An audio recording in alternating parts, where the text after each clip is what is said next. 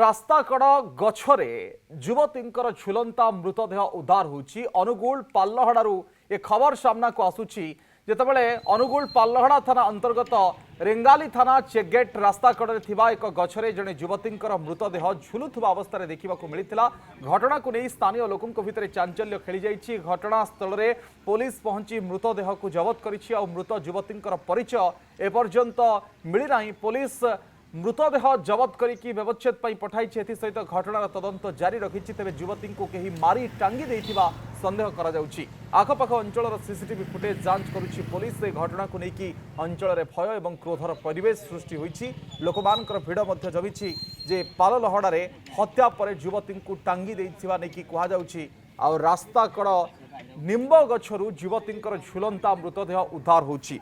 रघुनंदन प्रतिनिधि आम सहित जोड़ी होउछंती। रघुनंदन, एपर्यंत युवतींकर परिचय मिल पारि नाही, किंतु जो भली अवस्था गछरे टांगी दिया जाइछि गोटे विभत्स कांड घटिछि आ पछरे गोटे बड़ कहानी रहिछि बोली कहा जाउछि।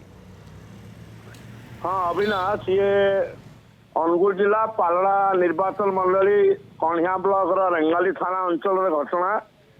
गत रातिरे ये घटना घटी बोली संदेह करा जाउछि। आज सकाळे ये थाना धर मात्र गोटे किलोमीटर दूर 56 नंबर जातीय राजपथ बुढ़ापाड़ गाँ जाइथिबा रास्ता कड़े एक चेकगेट निकटरे रास्ता कड़े थिबा निंब गछरु एक युवतीर मृतदेह को किछि लोक देखा पाइथिले। से गछरे टंगा जाइथिला। से युवतीर अनुमानिक बयस 20 ରୁ 22 वर्ष हो बोली अनुमान करा जाउछि। ए युवतीर मृतदेह को देखला परे पुलिस को खबर देथिले। घटनास्थल पुलिस पहुंची वर्तमान तदंत जारी रखिछि। पालड़ा एसडीपीओ कल्याचंद्र सेठी अछंती, रेंगाली थाना आईआईसी अछंती। वर्तमान लोकमंग भिड़ मध्य रही। वर्तमान तदंत पर मध्य जना पड़ी नहीं ए युवतीर घर कोठी, परिचय कौन, ठिकाना कौन ए पर्यंत जना पड़ी नहीं। किंतु ता मृतदेह किसी कटा दाग रही देखा जाइछि। ये आत्महत्या कि ताऊ किए मारी टंगई देछि से कथा वर्तमान स्पष्ट ही नहीं। पुलिस पक्षर तदंत जारी रही। हुए तो किए मारी नहीं पारी ताको टांगी दे पारछंती किंबा से आत्महत्या कर पार थाए। पुलिस कहउचंती आमे तदंत पर साइंटिफिक टीम पोस्टमार्टम पर स्पष्ट चित्र आगु आसीबो। रेंगाली थाना अंचल में बारंबार ये हत्या एवं अपराध घटना घटुथिबारु लोकों मन रे गोटे कुकुआव सृष्टि हेलानी।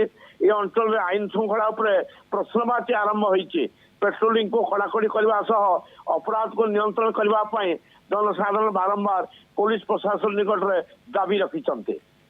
धन्यवाद रघुनंदन, आपण विस्तृत आलोचना। रघुनंदन आचार्य रही प्रतिनिधि ए संपर्क में आम सहित अधिक चर्चा करुले।